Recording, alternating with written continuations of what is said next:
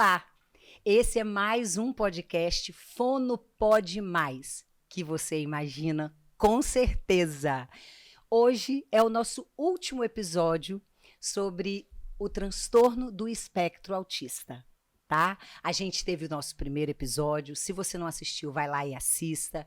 O segundo, o terceiro e hoje é o nosso último. Mas, se você gostou, mande seus comentários, porque a gente abre uma nova série sobre episódios, assim como esse tema, outros temas também, tá? E a minha convidada hoje, vocês já sabem o que eu vou dizer, né? Ah, ela é linda, ela é maravilhosa, ela é perfeita. Sim, ela é tudo isso, mas essa literalmente faz parte da minha história. Essa diva que está comigo na mesa hoje é uma neurologista. Hoje ela atua só como neurologista clínica, mas ela já deu aulas e aulas, inclusive ela foi minha professora de neurologia, tá? Então assim, fono pode mais e pode muito mais. E eu vou dizer para você, eu sou uma fono que pode mais porque eu fui aluna dessa maravilhosa Luziene. Ai, gente, eu nem posso descrever a felicidade daqui hoje, né? Vamos começar dizendo que eu fui professora dela, mas eu comecei muito nova, Com sabe? certeza. Eu tinha apenas acabado de sair da fralda, eu era muito precoce, entendeu? Por e ela isso. também foi muito precoce, é só por isso. Não, e ela realmente já se destacava lá na faculdade, Ah, né? Vamos obrigada. dizer. As colegas de turma não vão ficar com ciúme, porque Não a turma vão, era não. toda muito boa, né? Ainda Era uma bem. turma muito boa Era uma mesmo. turma muito boa, graças a Deus. É isso aí. E é uma época que eu sinto muita saudade. É, que bom. Foi uma época que eu aprendi muito, a época da interdisciplinaridade. Sim. Então, assim, eu até mexi com ela hoje, né? Que a gente aprende realmente, é quando a gente se junta. Sim. Então, eu já vou aproveitar esse gancho e dizer que o diagnóstico do autismo, apesar do médico ter o poder de colocar o CID, o CID-10, o CID-11, gente, ainda é o CID-10. Apesar de terem falado, o CID-11 vai começar a partir de janeiro. Se você entra hoje ainda no site da OMS, desculpa, eu não entrei essa semana, mas até a semana passada ainda tinha só em inglês e espanhol. Eu não posso chegar lá, mesmo sabendo inglês e espanhol, e traduzir do jeito que eu quero. Eu tenho que ter o oficial. Então, a gente precisa seguir as normas, certo? Bom, de qualquer forma, voltando ao assunto, o médico é que pode botar o CID, mas o diagnóstico melhor é feito na interdisciplinaridade. Então, a gente depende, sim, do fono, do psicólogo, do terapeuta ocupacional, do professor. Gente, um professor que ama a sua profissão, um professor bem intencionado, ele ajuda demais a fechar o diagnóstico. Então, hoje eu atendo mais no consultório particular e faço voluntariado. Voluntariado na Vitória Dal, voluntariado lá no Hospital das Clínicas do Serviço de Implante Coclear, para dar aquela história, da nossa história antiga de surdez, aquela história, né? E atualmente estou começando um voluntariado lá na Pestalozzi de Santa Teresa. Então, se a gente não se junta, né, e faz tudo junto, as coisas não andam. Nesses lugares dos voluntariados mesmo, onde normalmente a gente atende pessoas que não têm um poder aquisitivo melhor, muitas vezes o que eu tenho é o relato da escola. Então, se a professora faz aquela avaliação pedagógica bem feita, onde ela que tem uma noção boa do desenvolvimento das crianças, no comparativo com as outras crianças, do que ela esperaria que aquela criança está adquirindo naquela faixa etária e não está, né? E me manda, junto com que um pediatra olha. Isso a própria família. A própria família. Isso para mim vale ouro, entendeu? Então, a colega pediatra no último episódio, que foi muito bom também, falou, né? Já ressaltou a questão da caderneta da infância, né? A do Ministério da Saúde. Eu sou uma grande defensora desse. Tem uma coisa do SUS que vale muito a pena. Nosso sistema de vacina e a caderneta da infância. A gente fala, nosso bebê não vem com manual de instrução. Vem. A caderneta de saúde da infância, né, da criança, é um manual de instrução. É um marco, assim, É um né? marco. E ele tá lá. A gente tem todas as instruções. Quando eu era professora lá no Hospital das Clínicas, que eu estava no berçário, no alojamento conjunto, a orientação era: mostre para a família, façam com que eles se empoderem desse instrumento. Aquilo ali é um prontuário volante. E agora, a última versão, ela tem um lugar para assistente social escrever, para a escola escrever. Então, tá lá, vamos olhar. E tem tanto local para você vigiar o desenvolvimento, quanto orientações de como estimular o seu filho em cada fase. Tem sinais e sintomas de autismo. Lá no Down, orientações do Down, o que acompanhar na síndrome de Down especificamente. No T21. No T21. Né? E especificamente, gente, atenção com o T21, porque o T21 ele tem mais chance de ter TEA também. E Ó, aí, que informação. o que acontece? Muitas vezes a criança vai indo, não desenvolve como deveria, porque Down, tudo é Down, tudo é Down, tudo é Down, tudo é T21. Tudo é por conta daquele quadro sindrômico. E tem um autismo ali que está influenciando um transtorno do espectro autista, que está atrapalhando o desenvolvimento, que não está sendo tratado adequadamente, mascarado pelo diagnóstico sindrômico do T21, e que, se tivesse feito o diagnóstico precoce e intervido adequadamente, o prognóstico clínico seria outro. Cara, olha, eu confesso pra você que eu vou ficar quietinha. Ah, Eu tô voltando a alguns poucos anos atrás, uns assim. 5 anos só. Uns 5 anos atrás. Cara, é que muito não, bom te vezes ouvir. quantos? É muito bom te ouvir. Como você é espetacular. Ah, tá bom. Ótimo. Mas um dia eu chego lá. Ah, já passou, porque o aluno bom é esse, né? Ele suplanta o mestre. Não Aí, ó, é? isso aí. Olha, essa sua fala, ela me traz algo que me reporta a essa importância que vocês médicos não são todos, mas que nos dão como essa equipe multidisciplinar. E essa sua fala me reporta justamente a algo que não tem como mesmo você lembrar pela sua gama de experiência, né, dentro dessa neuropediatria. Você deu o diagnóstico do meu sobrinho, que foi quem esteve aqui no primeiro episódio. Então, assim, e aí, quando você traz essa fala, me reporta a realidade que no segundo episódio, a mãe dele, minha irmã, relatou. Quando tudo começou, quando a gente percebeu, ela relata até que foram minhas filhas, né? Ainda bem pequenas, mas eu já atuava como fonoaudióloga, e elas, mascando um chiclete, ofereceram um chiclete para o Thales, que tinha isso aí, uns 6 anos. E ele não sabia mastigar o chiclete. Ele fazia movimento apenas verticalizado. E aí ela falou, mamãe, ele não mastiga direito. E aí eu fiz uma avaliação da motricidade orofacial. Ali hoje ela é médica, a outra é advogada, está fazendo psicologia, mas essa que talvez tenha sido ela que veio logo falar, eu acho que foi isso que a minha irmã disse.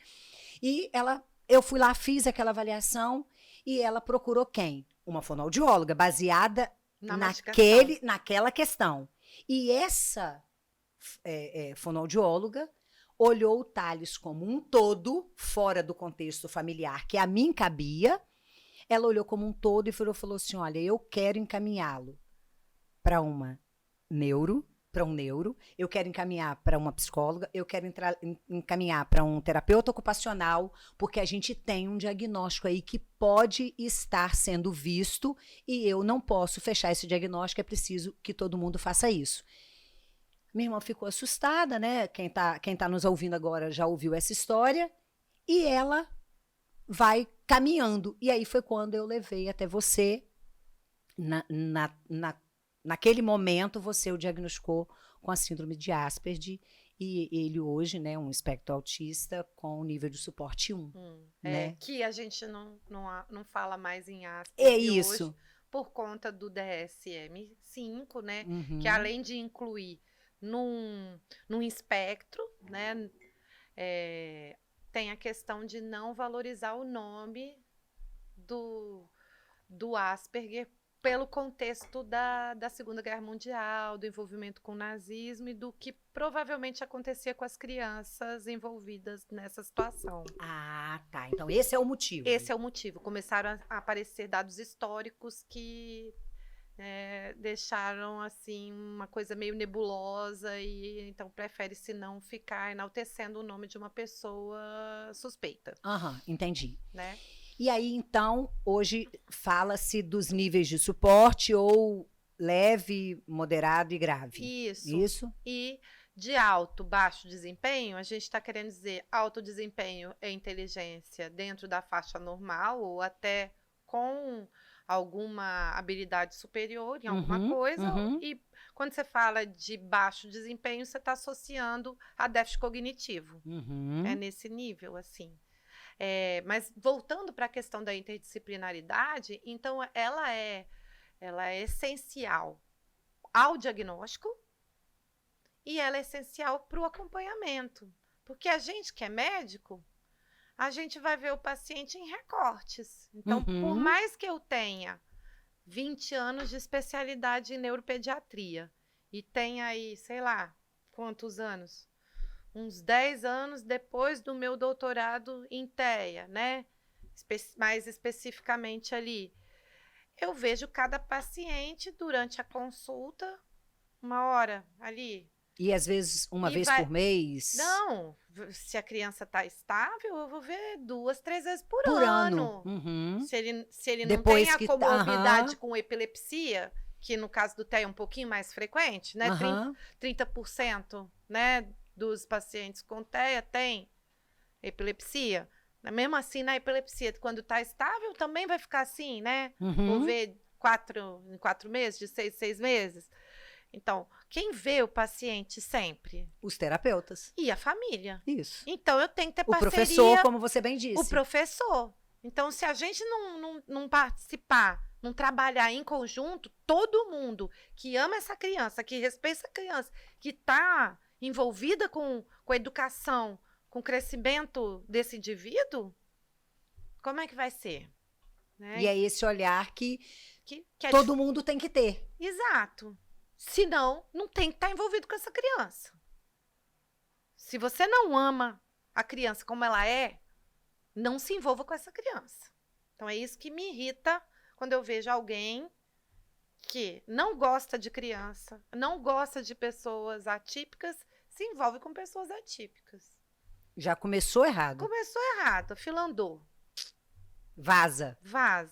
Ó, eu tô vestida essa camisa, na verdade essa camisa eu ganhei, eu esqueci de falar na abertura, eu ganhei no primeiro episódio, foi o Thales que me deu, né, o meu sobrinho, e essa frase, ela é muito interessante, né, aqui todas as peças se encaixam, tem tudo a ver com isso, porque se você está fora, você não se encaixa nesse quebra-cabeça.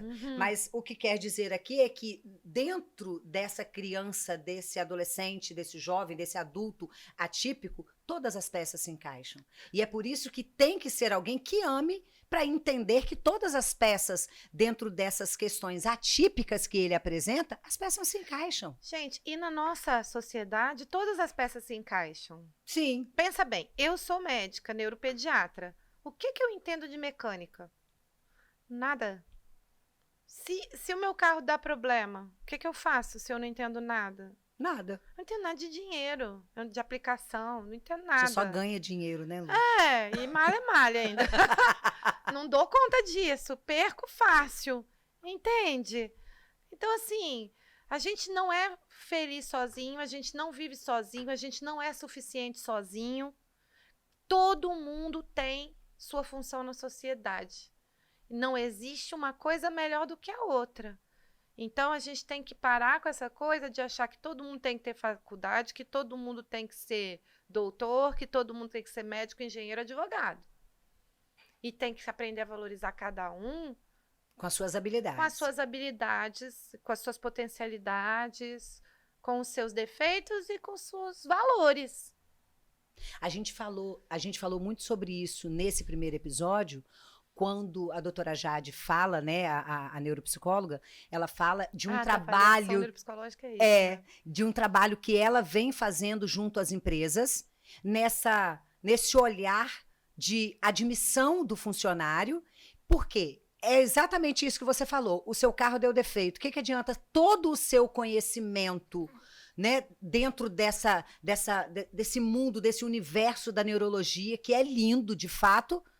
Tá, mas o carro quebrado estava, quebrado vai ficar, né? No entanto, para ele, o que ele vai fazer? Sendo ele um mecânico dentro de uma alteração neurológica, de uma doença neurológica, nada ele vai fazer. Então, as coisas, nós nos completamos e as peças se encaixam no mundo. Quer dizer, você não é contratada para trabalhar numa oficina mecânica. Um mecânico não é contratado para trabalhar numa clínica ou dentro de um hospital ou atender pacientes. Por que a empresa não quer contratar um neuroatípico? Essa é a defesa, né? E eu achei muito interessante isso. Por que não quer contratar um neuroatípico se eu posso colocar ele no hiperfoco dele? Porque eles têm o hiperfoco. É só eu colocar no lugar onde ele de fato vai render, né? E aí as peças se encaixam. Então, atenção, aqui, né? Eu tenho, por exemplo, um caso de consultório de um adolescente de pais separados que o pai mora nos Estados Unidos, a mãe aqui no Brasil. Uhum. E eu acabei fazendo um laudo corroborando que o melhor para o menino era realmente morar nos Estados Unidos, que era um menino de alto desempenho para matemática. Uhum. Aqui ele ficava arranjando a mãe encrenca na sala de aula com a professora de matemática, porque ele queria dar aula para a professora de matemática. Olha. Porque eles levam as coisas ao pé da letra. Então, assim, não adianta querer encurtar caminho, meia-verdade, não sei o quê. Se ele não vai. Não vai. Eu tenho vários pacientes da mesma família. Depois me deram notícia que ele, vivendo lá nos Estados Unidos, ele estava acompanhando as aulas, em geral, no high school normal, mas que ele já estava no cálculo 2 na faculdade lá. Aí, e foi seu paciente? Uhum. Olha. Então, assim, tem que sair da caixinha. Tem que investir no que a pessoa sabe de melhor. Na habilidade Se dela. eles não têm flexibilidade cognitiva por conta do transtorno, e a gente tem que ir trabalhando isso com eles e tal, eles têm uma justificativa que é o transtorno deles. E a nossa justificativa como comunidade é qual? Para não ter flexibilidade cognitiva? Preguiça, má vontade, falta de força política, falta de empatia, falta de empatia. Então, assim, de política pública, enfim. Então, é essa situação que a gente se encontra, né? Luziene, a gente teve no primeiro episódio uma definição, né, sobre o TEA, e eu queria ouvir de você novamente, que eu acho que isso cabe sempre, a gente entender um pouco sobre isso, né? De repente, a gente abriria o nosso bate-papo assim, mas eu acho que cabe você falar agora.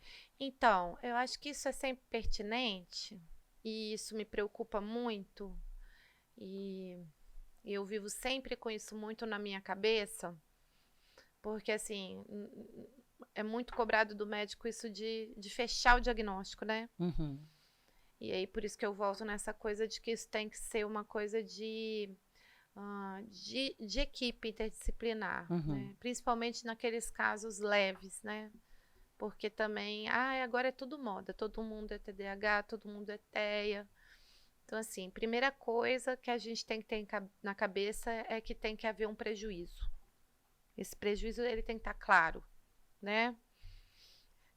Transtorno é quando causa um prejuízo. Exatamente. Um prejuízo, né? Então, começa por ali. Porque senão tem um monte de gente, porque eu tenho, porque... Ou, às vezes, a mãe fala assim, eu acho que o meu marido também tem. Tá tendo um prejuízo de fato? Ele viveu até hoje desse jeito. Se você desviar o foco do seu filho agora para o seu marido, você vai ganhar o quê com isso? Né? Então, calma, né? Não vamos misturar situações. Tem a questão genética que a gente tem que evoluir muito ainda, né? Mas falando dos critérios, né? A gente tem lembrar que o essencial para o diagnóstico do TEA é a alteração de comunicação.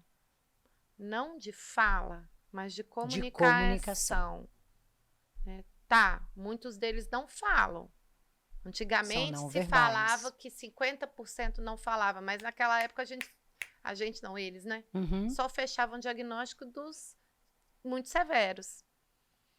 Hoje tem que se refazer essa estatística, não é isso tudo. Tem que se levar em consideração que muitos deles têm apraxia de fala de comorbidade. Sim. Né? E isso dá uma embolada ali. Mas, primeiro, alteração de comunicação. E aí, antigamente, era separado da questão da dificuldade de fixar o olhar. E hoje acabou que juntou, né? Porque fica difícil de você separar. Olha porque não quer se comunicar, não se comunica porque não olha. Então, isso ficou num único item, né? Alteração de comunicação e linguagem e essa coisa de da interação do olhar. E aí, lembrando sempre que isso não pode ser levado ao pé da letra. De novo, quem é que leva as coisas ao pé da letra, né? Quem está fazendo o diagnóstico ou o paciente. Sim. Então, pode haver uma gradação, desde não consegue para uma dificuldade, né? Muitas vezes no consultório, por exemplo, a criança mais nova, ela não para olhar, porque ela está distraída com o ambiente. É diferente dela evitar de olhar, entendeu? Então, isso às vezes dá uma... Criança chega com uma dificuldade de comunicação, não para quieta, não olha para você, é autista. Às vezes é um TDAH. E não um TEA, né? Só que se o diagnóstico do TEA é melhor por volta dos 3 anos, o do TDAH é por volta dos 6 anos. Olha bem como é que as coisas vão se complicando, né? Então, voltando. Dificuldade de comunicação e de interação, né? Que está num ponto só. E de socialização, né? E interesses restritos e repetitivos, né? E meio que ali, de ladinho, né? Que esses dois são os mais importantes. Sim. Vem a questão das questões sensoriais, né? Que é a questão de... Que também é mais... É meio complexa, porque o mais comum é a hipersensibilidade, né? Que é a questão do ruído, né? De não aguentar fogo de artifício, liquidificador, secador de cabelo, palmas, barulhos muito altos, bolas, né? de soprar, são mais comuns, né? Moto, maquita. Não é nem tanto barulhos muito altos, porque às vezes as pessoas falam, mas a música ele escuta, né? Ou a música que ele gosta. Mas parece coisa mais de barulhos específicos, assim. Mas tem aqueles que são o contrário, são hipossensíveis. E eles buscam por um estímulo sensorial. Então, quando a gente pega desses lugares que a gente vê isolamento acústico com aquelas cascas de ovo, eu via isso muito quando eu fazia o doutorado lá na UFSC, que tinha isolamento acústico assim, improvisado. Aquela coisa que a gente não sabia quanto tempo que não limpava, e os meninos se esfregando naquilo, assim, todinho. Se esfrega no chão que tem carpete, né? E eles buscam o sensorial, é diferente. Ver um painel com... Igual aqui que tem esse efeito, eles ficam se esfregando aqui para sentir qual é, né? Então, e tem aqueles que tem um padrão meio combinado. Geralmente, esses meninos que têm essa questão sensorial, o hipersensorial, né? Aquele que tem muita sensibilidade, eles costumam também ser aqueles que têm mais problema alimentar. É aquele que vê a manga, já olha aquele fiapo da manga, já... Não quer. Não quer, já faz vômito. Se você insistir, ele não dá conta de comer a manga. E, às vezes, até tudo que é amarelo, ele já associa com a manga e não quer comer. Né? E aí, também, é muito relativo. Tem uns que só come o que faz croque-croque, tem uns que só come o que é pastoso. E aí, de novo, a gente tem que voltar a falar que, graças a Deus, a medicina evolui, né? E a gente cada vez mais tem falado da medicina centrada na pessoa e não na doença. Aqui não é uma doença, mas no transtorno. Sim. Então, não é porque a pessoa tem transtorno do espectro autista que ela é igual a outra que A tem outra que tem o transtorno. transtorno. Porque cada pessoa é uma pessoa. Então, a gente também tem que ter isso, respeitar cada um, né? Então, eu acho que também as coisas estão ficando cada vez mais difíceis porque a gente não tem paciência, não tem respeito por ninguém, nem pelos típicos, quanto mais pelos atípicos, entendeu? Então, nesse caso do TEA, você tem que ter muito cuidado com isso, porque eles têm... Eu vi no último episódio, a mãe falando assim, porque a gente foi para uma festa, ele ouviu, mas depois ele ficava um mês com aquilo ali. Mas ele ainda conseguiu ir. Porque ele já é adolescente. Uhum. O pequeno, quando ele chega lá, aquilo ali para ele já é um transtorno, assim, uma violência, isso. Eu tenho mais velhos que contam assim na questão sensorial, lembrei disso porque eu estava falando da comida. Pacientes falando assim, olha, eu comi um tomate cereja e ele estourou na minha boca. Aquilo parecia uma explosão. Então, a associação que ele fez foi como se aquilo fosse uma bomba estourando. Aí imagina, mas jabuticaba deve ser pior, né? Sim, porque de fato ela faz o barulho. Ela estoura, né? E ela realmente, né? Então, assim... A casca é muito mais firme, né? Muito mais rígida. Isso. Então ela de fato poca. Exatamente. Estoura. Agora, atenção. O transtorno sensorial, ele não é exclusividade do TEA. Então, cada vez mais tem se associado o transtorno sensorial ao TDAH. Eu, por exemplo, tenho enxaqueca, eu tenho transtorno sensorial, né? Problema com ruído, com cheiro, né, de perfume, com movimento. Então, assim, cuidado com essa coisa de que todo mundo tem TEA, porque tem isso, porque é daquilo. E outra coisa também importante a gente reforçar aqui. Como o transtorno do espectro autista provavelmente tem uma herança genética multifatorial, quando você olha família de pessoas que têm TEA, você vai ver pessoas que têm traços e que não preenche o critério. Uhum. E que, de repente, tem aquela criança que vem... Preenche o critério. Eu costumo usar o exemplo da síndrome de Van der Burg, que não tem nada a ver com autismo. Sim. Mas é uma síndrome genética que cursa com surdez. Geralmente, na síndrome de Van der Burg, você tem o quê? A mancha branca no cabelo, a olhos, cor do olho. Os olhos. Ou um azul muito estranho, assim, um azul muito claro, parece aquele azul de lente de contato artificial. Uhum. Às vezes nem é o olho todo, às vezes é um pedaço de um olho daquele jeito. E a surdez. Essa é a síndrome completa.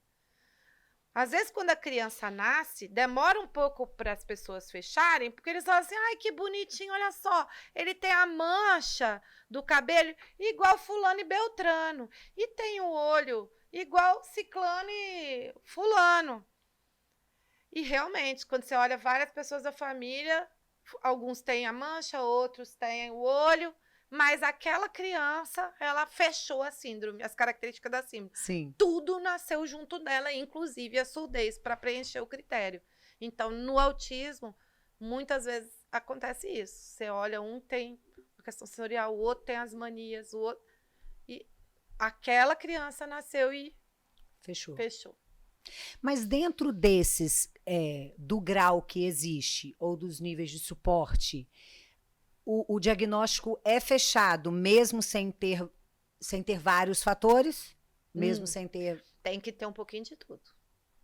Quando você pega a escala, por exemplo, a CARS, a Child Rate Autism Scale, tem 30, tem que fazer pelo menos 30 pontos. É indiscutível agora, porque se você usa a CARS sem ser a CARS 2, você pode dar diagnósticos... Por exemplo, com 28, vocês estão rebaixando o ponto. Mas, para isso, você pode até ter algum que você não tem, mas, em compensação, você vai ter que ter um que te pontua muito. Mas, então, assim, tem que ter um pouquinho de cada um. Não pode ter só uma coisa. E tem coisa que é muito característica. Então, por exemplo, se ele só tem estereotipia, ele não tem TEA, ele tem transtorno de movimento estereotipado. Se você abrir lá no DSM-5, existe transtorno de movimento estereotipado. Se ele tem só alteração de prosódia, mas ele socializa bem e ele não tem alteração, não tem estereotipias, não tem movimentos repetitivos, ele tem alteração de comunicação de prosódia, tá lá no DSM também. Aí vai ter quem discute. Talvez esse pessoal que só tem alteração de prosódia foram aqueles meninos que tiveram diagnóstico precoce de TEA, fizeram tratamento e depois só ficaram com isso. Ótimo, maravilhoso, chegamos onde a gente queria, mas ficou só com isso, não preenche critério. Então, o Gadia, que é um brasileiro que mora muito tempo nos Estados Unidos e é muito ativo nessa área, ele fala muito bem disso, né? Você pode preencher critério e você pode deixar de preencher critério. Então, não é que você é TEA e não é. Você tem as características genéticas e você tem hora que você preenche, tem hora que você não preenche. E a gente vive nessa luta. Ansiedade. Você, tem o transtorno de ansiedade, tem hora que ela é patológica e tem hora que ela não. E você faz atividade física, você se alimenta, você dorme, você faz terapia. Às vezes, aí você usa medicação na época que você tá pior, daqui a pouco você para. Então, tem hora que você preenche critério, tem hora que você não preenche critério.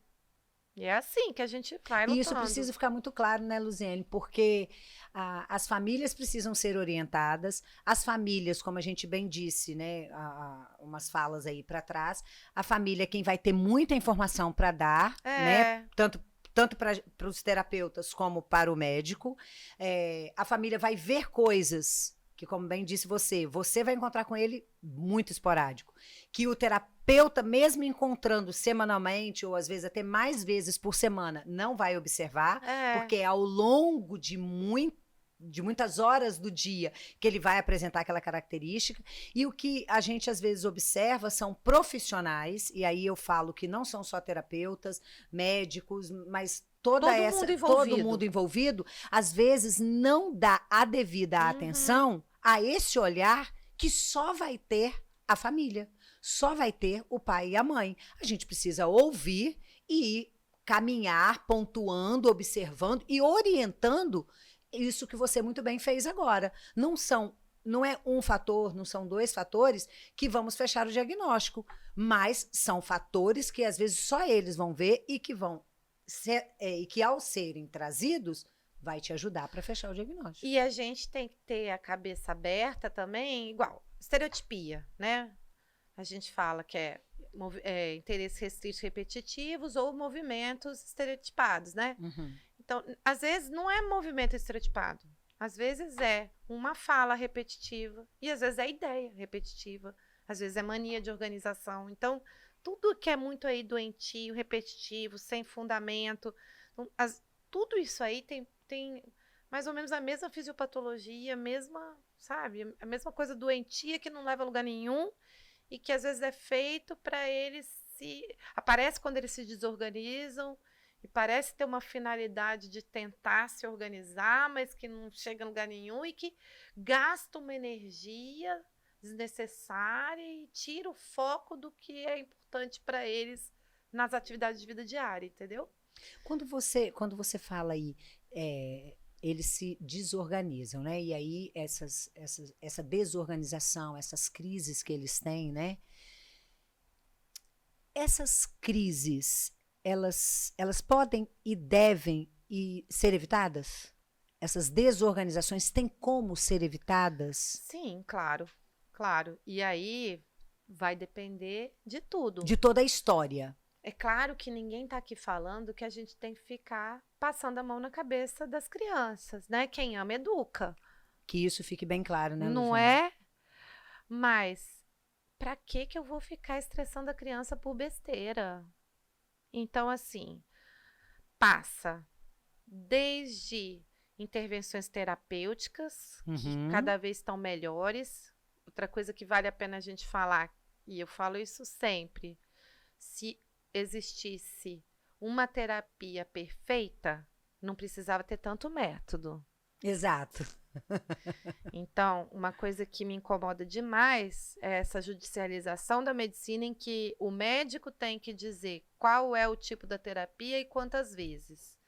Então, Aí eu vou dizer para minha ex-aluna que hoje é fono, maravilhosa, que fono que ela vai fazer, que tipo de intervenção fonoterápica ela vai fazer, E quantas vezes e sessões? por quanto tempo? Quem sou eu? Eu, como neuropediatra, eu vou te encaminhar e eu você vou vai definir. definir. Essa sua fala é a chegou num lugar realidade.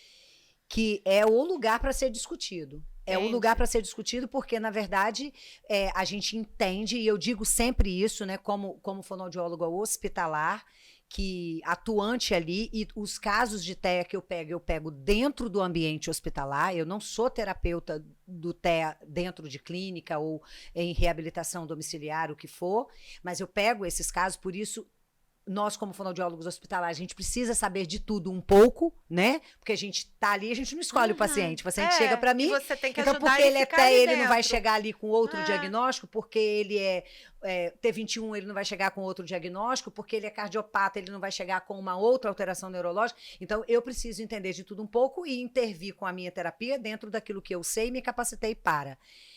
E cabe a mim eu olhar e saber assim, X sessões, esse método é o melhor porque cada indivíduo, Ou nesse bem momento ele já precisa falamos desse. aqui, exatamente. Mas vem de um outro lugar essa determinação que são vocês. E eu fico muito feliz quando eu ouço de uma médica dizer que o que cabe a mim, cabe a mim. E o que cabe a você, cabe a você. Exatamente. Então, assim, eu estou dizendo aqui exatamente isso, que nós somos juridicamente pressionados para isso, pelo sistema, entendeu? Então, normalmente, o que eu faço? Eu ligo para você, quando eu tenho esse contato, e falo, e aí? O que a gente vai fazer como equipe? O que eu preciso colocar aqui? Exatamente. Né? Porque a realidade é essa. Eu não sou fonoaudióloga. Aí eu leio, eu estudo, tá? E é assim que vai. E com essas burocracias, perde tempo. O paciente. Isso. Perde tempo e perde o paciente. Porque quando a gente fala no diagnóstico e intervenção precoce, é um absurdo eu pegar uma criança, igual eu vi essa semana, 1 ano e 4 meses, você fechar diagnóstico de TEA. Você não pode fechar diagnóstico.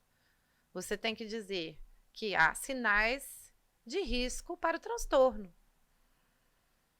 A nossa convidada do episódio anterior, doutora Thalita, a filha dela tinha traços e foi sendo observada. A gente só que aí é uma observação ativa, né? Ninguém tá lá assim, vamos ver no que vai dar, né? A gente conversa fono, começa psicóloga, começa TEO, de acordo com o que é necessidade da criança. Que aí é o padrão ouro para, de fato, fazer diferença, né? Então, quando a gente fala de diagnóstico e intervenção precoce, a gente está dizendo esse diagnóstico, né? E a literatura fala o quê?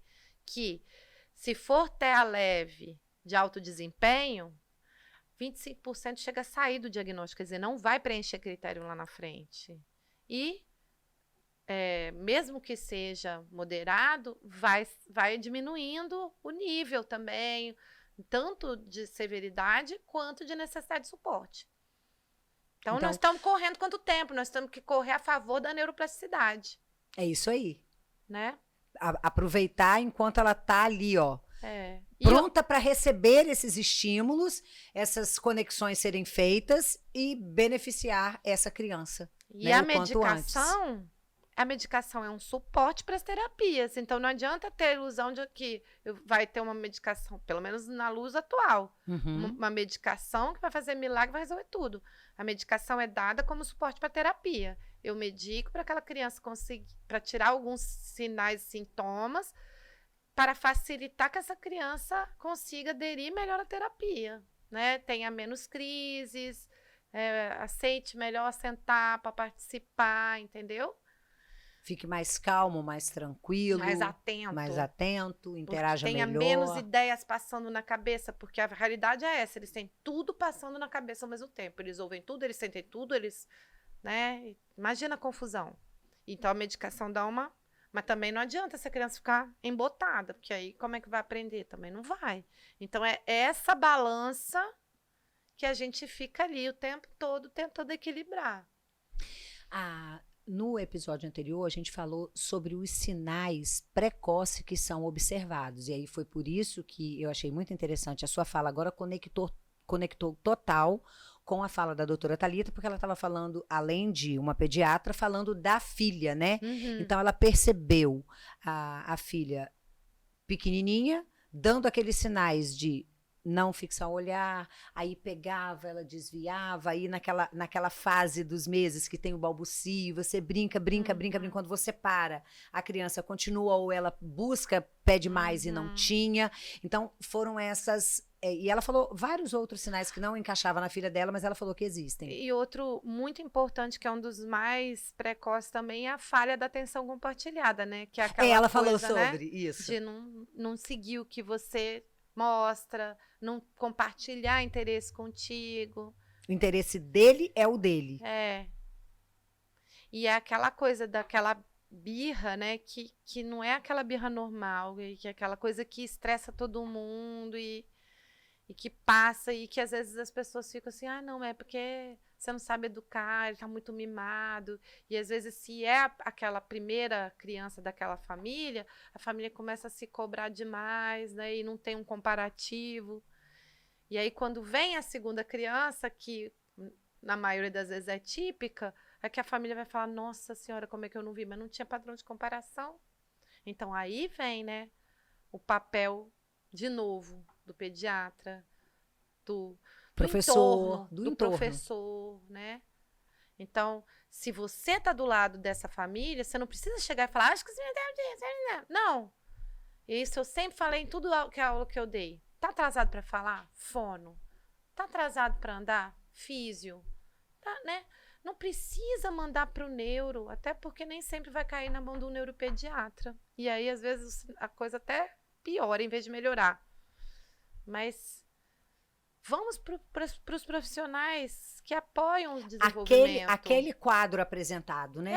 E a própria caderneta de saúde da criança, ela fala isso. Tá tudo ela dá aí. essa orientação. Segue a caderneta, gente, por favor, tá lá há muitos e muitos anos, né? E com todas essas orientações que são pertinentes, né? Sim. Como você bem disse, é algo que funciona e é bem feito e deve ser visto, respeitado, aderido e acompanhado, né? Sim. Os diagnósticos tardios, o que a gente pode dizer sobre? Não se desesperem, né? Porque também a gente fala muito de neuroplasticidade, de janela, de plasticidade. E quando vem o diagnóstico tardio, às vezes vem a mãe assim, ai meu Deus, autoflagelação, né? Eu não vi. Gente, principalmente os casos muito leves, principalmente em meninas. O que o DSM-5 mostra, né? Tem falado que às vezes o diagnóstico vai vir, principalmente, né, em famílias de nível socioeconômico melhor, que tiveram uma intervenção, mesmo que intuitiva, o diagnóstico pode vir quando a demanda social aumenta. Fato. Eu tô aprendendo alemão agora, faz 1 ano. Olha! Vou fazer 50 anos em fevereiro. Não falo que a gente tem que aprender outra língua até os 10 anos de idade. Aprendi francês depois dos 30, eu falo francês fluente hoje. Então, assim, não é assim, gente. A neuroplasticidade, ela é para toda a vida. Quanto antes, melhor. O prognóstico é melhor. Não dá para comparar o francês do meu filho com o meu. Mas eu aprendi, eu me comunico. Então, tô brincando, mas estou usando de paralelo, de que quanto antes, melhor. Mas o quanto antes, a intervenção no caso, né? Então, por exemplo, vamos para a fonoaudiologia hospitalar. Eu pego um paciente que teve um quadro de uma lesão cerebral. Não importa a idade dele. O quanto antes eu intervir daquela lesão, eu tenho um melhor prognóstico para afasia, para disartria, para disfagia. O quanto antes eu intervir. Então, tem a neuroplasticidade ali. Então, o diagnóstico tardio, acho muito importante essa fala sua, Porque as mães, de fato, vão se sentir muito. É igual assim. Por que eu não vi?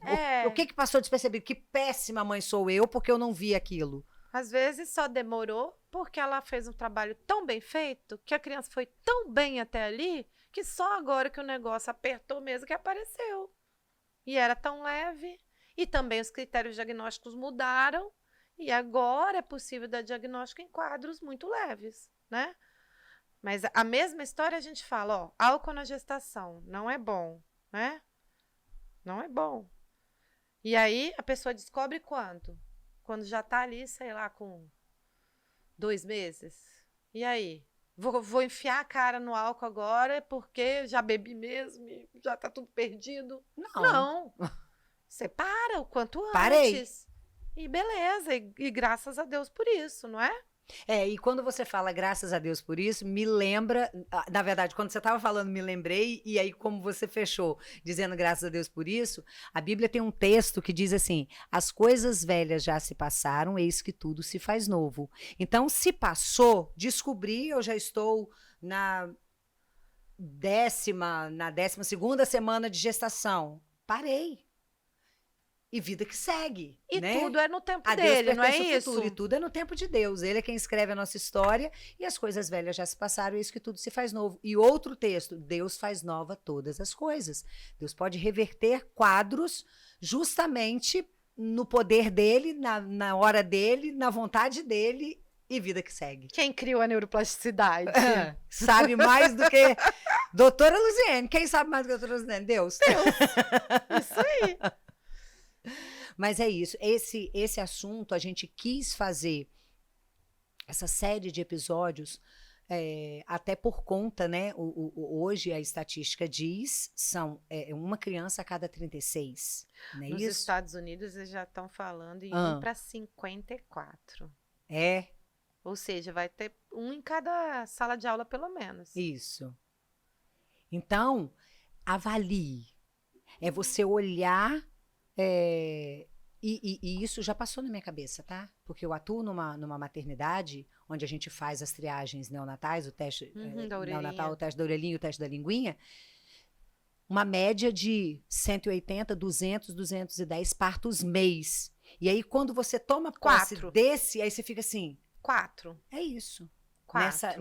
Nesse mês nasceram 4 com o transtorno. Eu estou esperando os meus pacientinhos fazerem sucesso. E eu falo assim, vá dominar o mundo.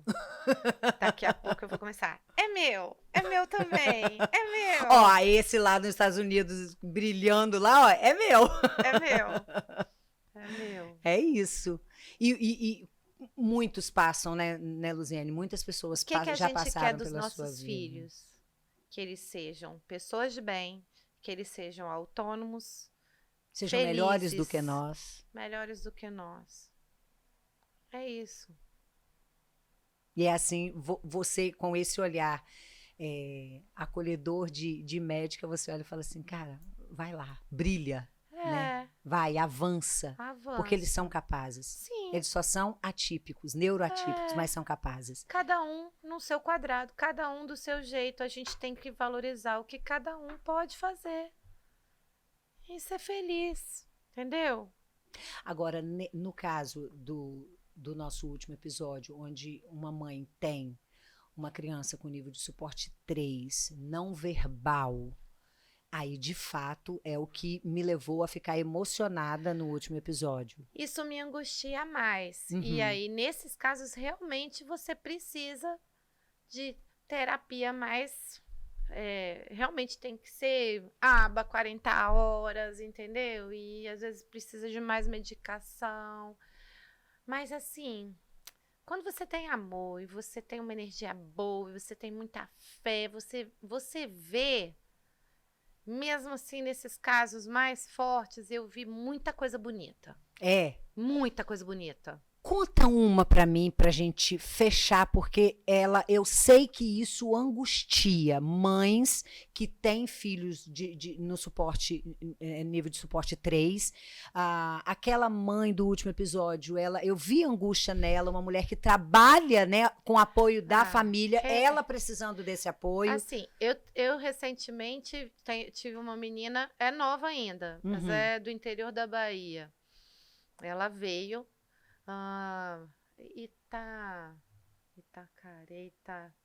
Ita alguma coisa. E veio e disse que a menina estava atacando o terror lá, e a verbal, entrou no consultório e veio, sentou no meu colo. Eu fiz a consulta inteira com ela sentada no meu colo. E aí o pessoal que tava ali ficou olhando pra mim com aquela cara estranha, né? E ela olhava meu cabelo, passava a mão e passava e tal. E chegou uma hora que eu olhei pra eles e falei assim, vocês não têm vergonha na cara, né? Sair da Bahia pra vir pra cá pra contar mentira, né? Falar que essa menina não interage com ninguém. não olha pra ninguém. Comigo ela olhava. Aí ajustei medicação, fiz terapia, reforcei coisas de terapia e tal. Eles fizeram um vídeo para mostrar, daí mandaram. A pessoa que encaminhou para mim, o filho dela já acompanha comigo um tempão. Aí quando ela mandou o áudio assim, olha só, ou essa mulher realmente é abençoada, ou ela hipnotiza essas crianças, porque não é possível. Eu conheço essa menina. Então, assim, eu realmente acredito, eles realmente têm pessoas que eles se identificam, que eles gostam, que eles olham. Então, assim, eles têm o mundo deles, a gente tem que se esforçar para entrar no mundo deles. Então, assim, eu não examino no primeiro exame, eu uso colorido, eu tenho brinquedo para chegar, eu não costumo invadi-los. Eu espero eles chegarem, entendeu? Então, quanto mais, é meio que nem bebê com cólica, você já viu? Sim. Quanto mais você chegar estressado e pra cima, pegando, é pior. Então, tenha calma, tenha fé. Faça a sua parte. Sobretudo amor. Amor, paciência e equipe boa. Com amor, com paciência, você vai chegar lá. E ele pode não falar, mas não necessariamente a fala é tudo. Tem comunicação alternativa, né? De alguma forma ele vai se comunicar e quem ama vai entender. Quem ele se sentindo amado, ele vai se sentir entendido. Tenha respeito, sabe? Respeite o tempo. Quando você fala isso, a sua fala agora, me reporta a sua fala lá atrás. Se você não tem amor por crianças atípicas, não trabalhe com crianças atípicas, não atenda crianças atípicas, né? Diferente dos pais que têm as crianças atípicas e que vão amar, porque são pais, família, vamos todos agregar, amar, ter empatia, acolhimento, mas os profissionais vaza, né? Como bem disse você. Filandou. É isso. Olha, sem palavras para dizer da minha alegria de estar com você, do tanto que eu sou feliz porque você faz parte da minha história. Eu sempre digo, né? Deus é quem escreve a minha história e você foi um capítulo da minha história escrito por Deus, onde eu aprendi muito com você há alguns anos atrás e hoje sentada aqui na minha frente, no nosso podcast, o Fono Pode Mais, para mostrar que de fato o Fono pode mais. Tantos anos depois faço contato com você, você lembra de mim? Ai, que alegria, que bom, claro, eu aceito, eu quero estar lá, vai ser um orgulho, vai ser um prazer. O prazer é todo meu. Eu estou muito, muito, muito feliz de continuar aprendendo com você e levar para os nossos ouvintes, para quem tem acompanhado todos os episódios, fechando com chave de ouro, né? Usando aqui a caneca que eu ganhei no segundo episódio da mãe do Thales, a camisa que eu ganhei do Thales, deixando muito claro que todas as peças se encaixam. E fechando com chave de ouro, porque eu tenho você aqui fechando isso. Então, Ai, faça muito suas obrigada. considerações finais, dê muita dica para profissionais e para essas famílias que vivem, em alguns momentos, vivem angústias, mas que podem ser acolhidas e podem ser tratadas e resolvidas de alguma forma. Eu acho que é estudar. Tem muita coisa boa, né, para ler. Eu gosto muito da CARS. Eu acho que a CARS, ela não é exclusividade, né, da psicologia ou da fono ou da medicina. Ela ajuda, ela tá já validada no Brasil. Ajuda a MChat para criança pequena, né? Ela também já começa a botar o gato no telhado. Se junte, né? Faça equipe boa que você confie. Né? Tem amor, tem a paciência, tem a dedicação. Né? Acho que é isso, né? Sobretudo, muito amor. Muito amor, né? Muito amor. Essas crianças e que crescem, né? As pessoas, acho que se a gente tiver respeito, amor às pessoas, perfeito ninguém é, nem vai ser, né? E nem Jesus, que foi perfeito, agradou todo mundo, foi crucificado. Avalie nós. Avalie nós. Quem somos nós na fila do pão, né? Mas Pra a gente isso. se esforça, né? A gente se esforça, dando o nosso melhor para ter essa certeza de que o melhor foi feito, o melhor está sendo dado. Exatamente. Obrigada, Lu. Eu que agradeço. Muito obrigada. Muito obrigada. Beijo grande, amo você, mas Eu é também. muita coisa. E não quero ficar muito tempo mais sem te ver, sem falar com você, sem aprender com você, tá? Estamos aí, aprendendo junto a vida inteira. É isso. Gente, esse foi o nosso último episódio da série, né, de episódios do Fono Pode Mais sobre o TEA, transtorno do espectro autista. E eu termino usando essa camisa onde diz aqui, todas as peças se encaixam. Seja você uma peça que se encaixe na vida da família TEA, da família atípica, seja você uma peça na vida de todos que são atípicos que passarem por você, tá? Aqui tem a minha caneca, que eu ganhei no 2º episódio, escrito planta sabedoria e colha amor. Então, que você faça uso desse amor, da sabedoria que vem do céu, da sabedoria que vem daquele que nos fez, daquele que nos formou, que foi Deus. E siga sabendo que as peças se encaixam com amor, com empatia, com acolhimento. Nós podemos muito mais do que imaginamos. Beijo, até o próximo episódio.